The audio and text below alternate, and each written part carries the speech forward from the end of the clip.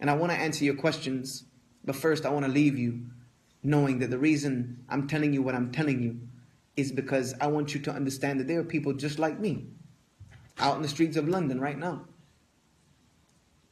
being fooled by the media, believing ignorantly about you, being spoon-fed whatever nonsense they hear about what you are and who you are and what you believe. And unless someone comes and corrects that information, this is what they're going to believe. We are a community that is in a predicament of our own doing. The media is not to blame for why you're in this state of Islamophobia. The non-Muslims are not to be blamed for why you're in this state of Islamophobia. You solely, squarely are to be blamed. You've been here for over 2 generations in this country, minimally, as a significant population. There's 2 million plus of you in this country, on this island in the middle of the ocean, this rock in the middle of the ocean. There's over 2 million of you. And yet, if there was a national poll taken tomorrow, let me be clear with you about this.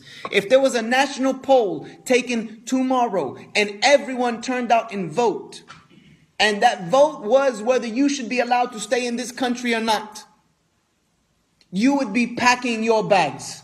And if you do not think so, you're living in a fool's paradise. Because even the people that don't think negative about you would vote you out just out of safety caution, just out of overly cautious.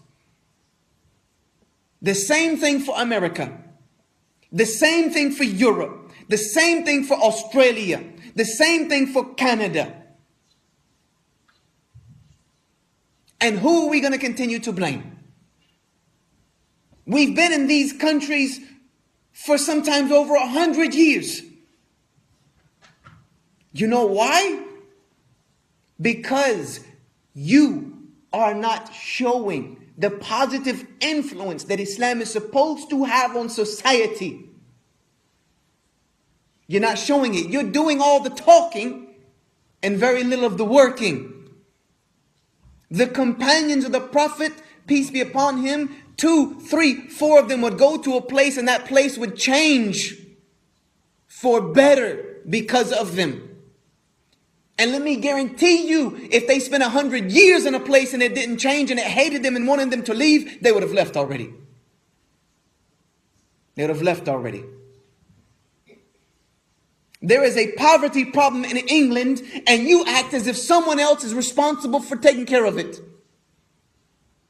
There is a homelessness problem in England and you're acting as if someone else is responsible. There are societal ills such as gambling, drug addiction, alcoholism, spousal abuse, child abuse. Things that Islam speaks clearly about and gives us clear formulations from the Creator how to solve. And you act as if it's someone else's job. That's why they hate you. And that's your fault. That's no one else's fault. You know, I just read a study, and I promise I'm done, but I don't care if you didn't forget all, you forget everything I just said. You need to know this. You know, there was a study that said that the Muslims of England were the most charitable minority community. How many of you read that statistic? That the Muslims of the UK were the most charitable. Guess what fact they didn't put in there that I know?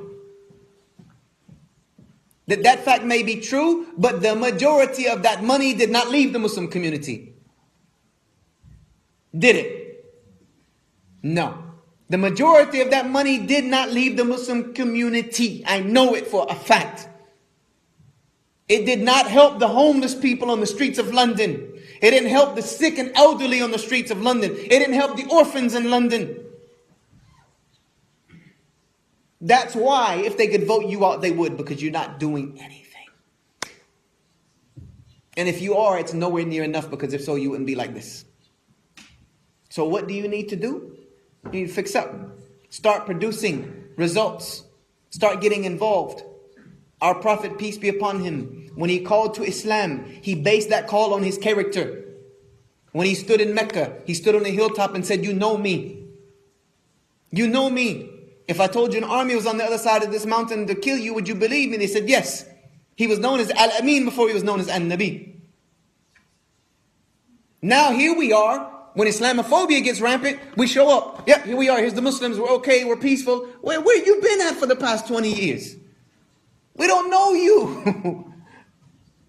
You see, that's the problem. We're ready to pop out of the holes every time Islamophobia gets rampant, when those grassroots should have been laid years ago.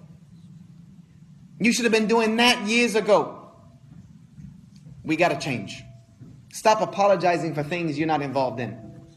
If your neighbor killed his wife, they wouldn't come ask you to apologize for it in court. So don't be apologizing for things that Muslims do on the other side of the planet or even down the street because it didn't have anything to do with you. But if you want to apologize for something, apologize for the fact that you have not been as influential on your society for positive change as you need to have been. And you'll try to affect and change that. If this community does not become a positive, effective change on the society, you will not be welcome in this country at one point. And if you think I'm fooling, and you think I'm overhyping it, keep sleeping. But make sure you're building your house in some other country, because you're going to need to go there one day. I thank you very much.